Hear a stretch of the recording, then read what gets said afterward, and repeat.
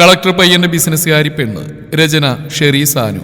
അവതരണം ഷാഹുൽ മലയിൽ. എഡിറ്റിംഗ് ഷെരീജ് പൂനൂർ. അതീവ സുന്ദരമായ ഒരു ഗ്രാമം. അതിലാർക്കും വാത്സല്യം തോന്നിക്കുന്ന ഒരു പെൺകുട്ടി. അപർണ എന്നാണ് അവളുടെ പേര്. അവൾക്ക് സ്വന്തം എന്ന് പറയാൻ അവൾ മാത്രമാണ് ഉണ്ടായിരുന്നത്. അവൾക്ക് കളിക്കൂട്ടുകാരനായി ഒരാളുണ്ടായിരുന്നു. അവനാണ് അഭിജിത്ത്. അവൾ അവനെ അഭിയേട്ടൻ എന്നാണ് വിളിക്കാറ്. അവൾ അവനെ അപ്പു എന്നും വിളിക്കും. അവർ തമ്മിൽ പിരിയാനാവാത്ത ആത്മബന്ധമായിരുന്നു. അവരെ തമ്മിൽ കാണുന്നവരെല്ലാം അവരുടെ സൗഹൃദത്തെ ആശ്ചര്യത്തോടെയാണ് നോക്കിയിരുന്നത്. ഇങ്ങനെയും ഇപ്പോഴും ആത്മബന്ധമുള്ള സൗഹൃദങ്ങൾ ഉണ്ടോ എന്ന് പലരും അടക്കം പറയാറുണ്ട്. എങ്കിലും അവരുടെ സൗഹൃദത്തിൽ ഒരിക്കലും മങ്ങലേറ്റിട്ടില്ല എന്നതാണ് സത്യം. അപ്പു +2 ആണ്. എന്നാൽ അബി ഡിഗ്രി കഴിഞ്ഞു.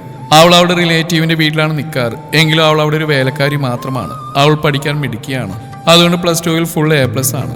ഇപ്പോൾ അവൾക്ക് ഡിഗ്രി ചെയ്യണം. പക്ഷെ അവളുടെ അമ്മായിയുടെ വീട്ടിൽ നിൽക്കുന്നതുകൊണ്ട് അവളെ അവർ പഠിക്കാൻ അയക്കുന്നില്ലെന്ന് പറയുകയാണ്. കുറെ പഠിപ്പുണ്ടായിട്ട് എന്താ കാര്യം, ഒരു വക അനുസരിക്കലല്ലോ, നീ ഇനി പഠിക്കാനൊന്നും പോവേണ്ട. അത് പറഞ്ഞപ്പോൾ അവളുടെ കണ്ണിൽ നിന്നും കണ്ണുനീര് ഒഴുകാൻ തുടങ്ങി. ഓ, കണ്ണീര് ഒളിപ്പിച്ചാ മതിയല്ലോ, എന്തെങ്കിലും പറഞ്ഞോ? അതും പറഞ്ഞ അമ്മായി അവിടെ നിന്ന് പോയി. അവൾക്കത് ആകെ ഒരു വിഷമമായി. അങ്ങനെ ഇരിക്കെ അവളുടെ അടുത്തേക്ക് അവൻ വന്നു. അവളുടെ അഭിയേട്ടൻ. അവൾ അവൻ കാണാതെ മുഖം തുടച്ചു. എന്താ പൂട്ടാ നിന്റെ മുഖം വല്ലാണ്ടിരിക്കുന്നത്? പറയടാ, എന്തു പറ്റി എന്റെ കുട്ടിക്ക്? അത് ചോദിച്ചും അവളൊരു പൊട്ടിക്കരച്ചിലോടെ അവനെ കെട്ടിപ്പിടിച്ചു. എന്താ മോളെ, കാര്യം പറ. അവൾ അമ്മായി പറഞ്ഞൊക്കെ അവനോട് പറഞ്ഞു. അത് കേട്ട് അവന് വിഷമം വന്നെങ്കിലും അവനോട് പറഞ്ഞു. അയ്യേ, ഏതിനാണ് എന്റെ കാന്താരിക്കുട്ടി കരയുന്നത്? അയ്യയ്യേ, മോശം. അവരോട് പോയി പണി നോക്കാൻ പറ. നിനക്ക് പഠിക്കണമെങ്കിൽ ഞാൻ പഠിപ്പിക്കും. അവനത് പറഞ്ഞതും അവളുടെ മുഖം വിടർന്നു. പക്ഷെ അപ്പോൾ തന്നെ മുഖത്ത് വിഷാദം നിറഞ്ഞു. എന്താടി പെട്ടെന്ന് മുഖം മങ്ങി? അമ്മായി വഴക്ക് പറയും. നിനക്ക് +2 ഫുൾ A+ ആയതുകൊണ്ട് സ്കോളർഷിപ്പിൽ ഡിഗ്രി ചെയ്യാൻ സാധിക്കുമല്ലോ. അത് കേട്ടതും അവളുടെ മുഖം സന്തോഷത്താൽ ഒരു ചിരി വിരികയും കണ്ണിൽ നിന്ന് കണ്ണുനീർ ഉതിർന്നു വീഴുകയും ചെയ്തു. ഇപ്പൊ ഹാപ്പിയല്ല എന്റെ കാന്താരി മുളക്. അവനിപ്പോൾ ഡിഗ്രി ഫൈനൽ ഇയർ കഴിഞ്ഞു. PGക്ക് അഡ്മിഷൻ എടുത്തു. പിന്നെ അവരുടെ കോളേജുകാരൊക്കെ അവർ മുന്നോട്ട് പോയി. പിന്നീട് അമ്മായിയുടെ ഭാഗത്ത് നിന്ന് അവളുടെ കോളേജിൽ പോക്ക് മുടക്കാൻ പല പദ്ധതികളുമായി വന്നെങ്കിലും അതൊന്നും അബിയുടെ അടുത്ത് നടന്നില്ല. അവൾക്കൊരു കവചം പോലെ അവൾക്ക് ചുറ്റും അവനുണ്ടായിരുന്നു. അവൾക്ക് അബിയുടെ വീട്ടിൽ അവനും അമ്മയുടെ അച്ഛനും മാത്രമാണുള്ളത്. അവൾ അവളുടെ പഴയ ഓർമ്മകളിലേക്ക് നോക്കി. അവളുടെ കണ്ണൊന്ന് നിറഞ്ഞു. അപ്പുവിനൊരു വലിയ കുടുംബം തന്നെ ഉണ്ടായിരുന്നു. അച്ഛൻ ബാലേന്ദ്രൻ, ഒരു ബാങ്ക് ഉദ്യോഗസ്ഥൻ, അമ്മ വീട്ടമ്മ പാർവതി, 3 കുട്ടികൾ, ചേട്ടനും ചേച്ചിയും പിന്നെ അവളും. ചേട്ടൻ ആകാശ് എന്ന അവളുടെ അക്കു ചേട്ടൻ, ചേച്ചി അമൃത എന്ന അമ്മു ചേച്ചി. അങ്ങനെ ഒരു സന്തുഷ്ട കുടുംബം. അങ്ങനെ ഒരു ദിവസം അവരെല്ലാവരും കൂടി ഒരു കല്യാണത്തിന് പോയി വന്നുകൊണ്ടിരിക്കുകയാണ് ഒരു ആക്സിഡന്റ് നടന്ന്. അന്ന് അപ്പു പോയിരുന്നില്ല. കാരണം അവൾക്ക് അവളുടെ അഭിയേട്ടനെ പിരിഞ്ഞിരിക്കാൻ വയ്യായിരുന്നു. 3 ദിവസം കഴിഞ്ഞിട്ടാണ് അവരുടെ മടക്കം. അതുകൊണ്ട് അവൾ കല്യാണത്തിന് പോയില്ല. അവൾക്കന്ന് 5 വയസ്സ് മാത്രം പ്രായം. അങ്ങനെയാണ് അവരെല്ലാം അവൾക്ക് നഷ്ടമായത്. അങ്ങനെ ഇരിക്കുകയാണ് അവളുടെ അച്ഛൻ്റെ ഒരു വകയുള്ള അനിയത്തി ആ വീട്ടിലേക്ക് വന്ന്. അവരുടെ കൂടെ പോകാൻ അവൾ സമ്മതിച്ചില്ല. അവൾ അവളുടെ അഭിയേട്ടനെ കെട്ടിപ്പിടിച്ചു. എനിക്ക് എവിടെയും പോകണ്ട, ഞാനിവിടെ നിന്നോളാന്ന് പറഞ്ഞു. എന്നെ പറഞ്ഞേക്കില്ലേ ഏട്ടാന്ന് പറഞ്ഞ് അവൾ കരഞ്ഞു. അവളുടെ സങ്കടം കണ്ട അബിയുടെ അച്ഛൻ പറഞ്ഞു, അവൾ ഇവിടെ ഞങ്ങളുടെ കൂടെ നിൽക്കട്ടെ. പക്ഷെ ആ സ്ത്രീ സമ്മതിച്ചില്ല. പിന്നെ അവരവളെ കൊണ്ടുപോകാൻ തുനിഞ്ഞു. അവൾ അവരുടെ കൂടെ പോയില്ലെന്ന് ഷാഠ്യം പിടിച്ച്. ഒടുവിൽ അവരവിടെ ആ വീട്ടിൽ നിൽക്കാൻ സമ്മതിച്ചു. അത് കേൾക്കി അവൾക്ക് സന്തോഷമായി. അവിടെ താമസമാക്കി. പിന്നെ അവൾ വളർന്നു വലുതായി. നല്ല കുറുമ്പും വായാടിയുമായി മാറി. അവൾക്ക് ഒരാളെ മാത്രമേ ഇന്നും പേടിയുള്ളൂ, അവളുടെ അമ്മായി. അവൾക്ക് 2 ആൺകുട്ടികളാണ്. അവരിവിടെ ഇളയ കുട്ടികളാണ്, ട്വിൻസാണ്. കിരൺ എന്ന കിച്ചു, വരുൺ എന്ന വിനു. 2 പേർക്ക് ഈ ചേച്ചിക്കുട്ടിയെ വലിയ കാര്യമാണ്. അവളങ്ങനെ ഓരോന്ന് ആലോചിച്ചിരിക്കെ പെട്ടെന്ന്, എന്താ ഇത്ര ആലോചന? ഏയ് ഒന്നില്ല ബിയേട്ടാ. അങ്ങനെ അവരുടെ ജീവിതം സന്തോഷങ്ങളും സങ്കടങ്ങളൊക്കെ ആയി മുന്നോട്ട് പോയിക്കൊണ്ടിരുന്നു. 4 വർഷങ്ങൾക്ക് ശേഷം 2 പേരുടെയും പഠിപ്പൊക്കെ കഴിഞ്ഞു. അവരിപ്പോൾ നല്ല ജോലിയൊക്കെ നേടി. അപർണ ഇപ്പോൾ അറിയപ്പെടുന്ന ഒരു ഫാഷൻ ഡിസൈനറാണ്. സ്വന്തമായ ഒരു സാമ്രാജ്യം പടുത്തുയർത്തിയവൾ. എന്നിനെ അവൾക്ക് കൂട്ടായ അവനുണ്ടായിരുന്നു അബി. അവനിപ്പോൾ ഒരു കൊച്ചു ജോലിയൊക്കെ ഉണ്ട് കേട്ടോ. നമ്മുടെ നാടിന്റെ കൊച്ചു കളക്ടറാണ്. അവന്റെ ആഗ്രഹം പോലെ അവൻ ഇന്നത് സാധിച്ചു. തിരക്കുള്ളൊരു കളക്ടർ. എങ്കിലും അവരുടെ സൗഹൃദം അറ്റുവീണിട്ടില്ല. പലപ്പോഴായി എല്ലാവരും പറയുമായിരുന്നു, എല്ലാം ആകുമ്പോൾ ഈ കൂട്ടുണ്ടായാൽ മതിയെന്ന്. എല്ലാവർക്കും അവരുടെ ബന്ധത്തിൽ അസൂയയും കുശുമ്പുമായിരുന്നെങ്കിലും അവന്റെ ഉള്ളിൽ നിന്ന് സൗഹൃദത്തിനുപരി അവന്റെ മനസ്സിൽ അവളോടുള്ള പ്രണയം മുട്ടിട്ടിരുന്നു. പക്ഷേ അവനത് അവളോട് തുറന്നു പറയാൻ സാധിച്ചില്ല. പറഞ്ഞാൽ ആ സൗഹൃദം പോലും നഷ്ടപ്പെടുമെന്ന ഭയം അവൻ അതിൽ നിന്നും പിന്തിരിപ്പിച്ചു. എങ്കിലും അകൽച്ചയൊന്നും കാണിക്കാതെ അവർ മുന്നോട്ട് പോയി. അങ്ങനെ ഒരു ദിവസം അപ്പുവിന്റെ കമ്പനിക്ക് ഒരു ഓർഡർ കിട്ടി. SN ഗ്രൂപ്പ് എന്ന വലിയൊരു കമ്പനിയിൽ നിന്നുള്ള ഓഫറായിരുന്നു അത്. അതിന്റെ ഓണർ സൂര്യദേവ് എന്ന ആളായിരുന്നു. അങ്ങനെ ഇരിക്കെ അപ്പുവിന്റെ കമ്പനിയിലേക്ക് അയാൾ വന്നു. ഒരു ദിവസം അങ്ങനെ അവർ തമ്മിൽ കണ്ട ആ ഡീൽ ഉറപ്പിച്ചു. അവർ പലപ്പോഴായി ഓരോ കാര്യത്തിനും വേണ്ടി ഒരുപാട് സ്ഥലങ്ങൾ വെച്ച് കാണാറുണ്ടായിരുന്നു. അങ്ങനെ ഇരിക്കെ അപ്പു അബി ഒരു ദിവസം ബിസിയൊക്കെ മാറ്റിവെച്ച് 2 പേരും കൂടി ഔട്ടിങ്ങിന് പോകുന്നതിനിടെ അവരുടെ ഫോണിലേക്ക് ഒരു കോൾ വന്നു. അബി അവളുടെ ഫോണിലേക്ക് നോക്കെ സൂര്യ എന്ന പേര് കാണെ അവന് നെറ്റിയെന്ന് ചുളിഞ്ഞു. ഇവനെന്തിനാ ഇപ്പൊ വിളിക്കുന്നേ? അവൻ ആലോചിച്ചിരിക്കെ അവൾ ഫോൺ എടുത്തു. ഹലോ അപർണ, എന്നെ മനസ്സിലായോ? യെസ്. എന്താ സൂര്യ നീ വിളിച്ചേ? അവന് അപർണ തന്നെ ഒന്ന് നേരിട്ട് കാണാൻ പറ്റുമോ? ഇപ്പോഴോ? യെസ്. അതിനെ ഞാനിപ്പോ പുറത്താ. എവിടെയുള്ളൂന്ന് പറഞ്ഞാൽ മതി, ഞാൻ അവിടെ വരാം. എന്തെങ്കിലും നേരെ ബീച്ചിലേക്ക് വാ, ഞാൻ അവിടെ ഉണ്ടാവും. ഓക്കെ, ഒരു 15 മിനിറ്റ്സ് ഞാനെത്താം. അങ്ങനെ ആ ഫോൺ കോൾ കട്ടായി. ആരായിരുന്നു? ഫോൺ കട്ടാക്കി ഉടനെ അവൻ ചോദിച്ചു. അത് സൂര്യ. ഏത് സൂര്യ?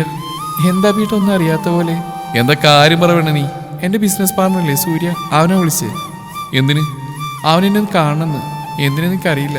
നീ കാണാൻ സമ്മതിച്ചോ? ആ, ഞാൻ ബീച്ചിലേക്ക് വരാൻ പറഞ്ഞിട്ടുണ്ട്. ഓഹോ, എന്തിനാണാവോ ആ മാറിനെ കെട്ടിയെടുക്കുന്നത്? അവൾ അവനോട് ഇടപഴകുന്ന കണ്ട അന്ന് മുതൽ എൻ്റെ സമാധാനം പോയതാ. അവൾക്കൊന്നുമില്ലെന്ന് എനിക്കറിയാം. പക്ഷെ അവന് ഇവിടെയുള്ള സമീപനം അത്ര നല്ലതല്ല. ആ, വരുന്നിടത്ത് വെച്ച് കാണാം. അങ്ങനെ അവർ ബീച്ചിലെത്തി. രണ്ടുപേരും വണ്ടി ഒതുക്കിയിട്ട് ഇറങ്ങി. കുറച്ച് കഴിഞ്ഞപ്പോഴേക്കും സൂര്യ ഇവിടെ എത്തി. മാരണം വന്നല്ലോ, എൻ്റെ സമാധാനം പോയി. എൻ്റെ കൃഷ്ണ. ആ, എന്താ സൂര്യ കാണുമെന്ന് പറഞ്ഞേ? അത് പിന്നെ എനിക്ക് അവളോട് പേഴ്സണലായിട്ട് സംസാരിക്കേണ്ടത്. അവൾ അഭിയേട്ടനെ നോക്കി. അപ്പൂട്ടാ, നീ സംസാരിക്കും, ഞാനിവിടെ ഉണ്ടാവും. അങ്ങനെ ഇരിക്കെ അവൻ സംസാരത്തിന് തുടക്കം കുറിച്ചു. ഡോ വളച്ചിട്ടില്ല, ഞാൻ കാര്യം പറയാം. എനിക്ക് തന്നെ ഭയങ്കര ഇഷ്ടമാണ്. കല്യാണം കഴിച്ചാൽ കൊള്ളാമെന്നുണ്ട്. എനിക്ക് തോന്നി തനിക്ക് താവിനോട് പറയാനുള്ളതെന്ന്. എനിക്കറിയായിരുന്നു നിനക്കെന്നെ ഇഷ്ടമാണെന്ന്. ഞാൻ സീരിയസ് ആയി ചോദിച്ചാടോ. താനെന്നൊന്നും ഉണ്ടാക്കുന്നു. സൂര്യ, നിന്റെ ഇഷ്ടമൊക്കെ നീ പറഞ്ഞു, ഓക്കെ. പക്ഷെ എനിക്കൂടി ഇഷ്ടപ്പെടണ്ടേ? അത് പറഞ്ഞ് അവൻ്റെ മുഖമൊന്നും മങ്ങി. അപർണ, ഒന്നറിഞ്ഞാൽ കൊള്ളാം. എന്താണ് എന്നെ ഇഷ്ടപ്പെടാതിരിക്കാനുള്ള കാരണം? എനിക്കെന്തൊരു കുറവ്? കുറവൊന്നും ഉണ്ടായിട്ടില്ല. എൻ്റെ മനസ്സിൽ ഒരുപാട് വർഷങ്ങൾക്ക് മുമ്പേ ഒരാൾ സ്ഥാനം പിടിച്ചിട്ടുണ്ട്. ആ ആളവിടുന്ന് മാറ്റി വേറെ ആളെ പ്രതിഷ്ഠിക്കാൻ എനിക്ക് സാധിക്കില്ല. അത് പറഞ്ഞു അവനവളെ നോക്കി. ആരാവൻ? ആൾ കടലിലേക്ക് നോക്കിയിരിക്കുന്ന അബിയെ നോക്കി.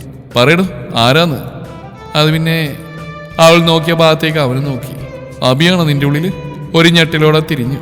അതെ. അവനോട് നീ പറഞ്ഞോ? ഇല്ല, അവൻ്റെ ഉള്ളിൽ ഞാനുണ്ടോ എന്ന് എനിക്കറിയില്ല. അവനെന്നെ ഒരു നല്ല ഫ്രണ്ടായിട്ടാണ് കാണുന്നെങ്കിൽ അതുപോലും എനിക്ക് നഷ്ടപ്പെടും. എങ്കിൽ നിനക്ക് മനസ്സിലുള്ള തുറന്നു പറഞ്ഞൂടെ? തുറന്ന് പറയണമെന്നുണ്ട്, പക്ഷെ എനിക്ക് പേടിയാ. എന്തിനാ നീ പേടിക്കുന്നത്? അവനോട് ചെന്ന് സംസാരിക്കുക ഇന്ന് തന്നെ. എന്തിനാ വൈകിപ്പിക്കുന്നത്? ഡോ, അവനും നിന്നെ ഇഷ്ടമാണ്. ഒരുപാട് തവണ ഞാൻ മനസ്സിലാക്കിയതാ. അവൾ അവനെ സംശയത്തോടെ നോക്കി. അവനും ചിരിച്ചു. താനെന്താ പറഞ്ഞിരുന്നേ? എൻ്റെ അപർണ, അവനും തന്നെ ഇഷ്ടമാ. ഞാൻ നിന്റെ കൂടെ നടക്കുമ്പോഴൊക്കെ അവന് തരം വീർപ്പുമുട്ടില്ല. കാരണം കുശുമ്പ് അസൂയ നിറഞ്ഞൊരു മുഖം. എനിക്ക് ഇപ്പോഴല്ലേ മനസ്സിലായത്. നിനക്ക് അവനോടുള്ള പോലെ അവനും തിരിച്ചുകൊണ്ട്. അവൾ അബിയെ നോക്കി പ്രണയത്തോടെ. അവൻ കടലിലേക്ക് നോക്കി നിൽക്കുകയാണ്. ഇടയ്ക്ക് അവർ സംസാരിക്കുന്നത് തിരിഞ്ഞു നോക്കിയിരുന്നു. ഓ, അവനിവളോട് എത്ര പറയാൻ? വല്ല പ്രപ്പോസൽ സീനാണോ? എൻ്റെ ഈശ്വര. നോക്കിലേക്ക് അവർ രണ്ടുപേരും എന്തൊക്കെയോ സംസാരിച്ച് അവൻ്റെ അടുത്തേക്ക് വന്നു.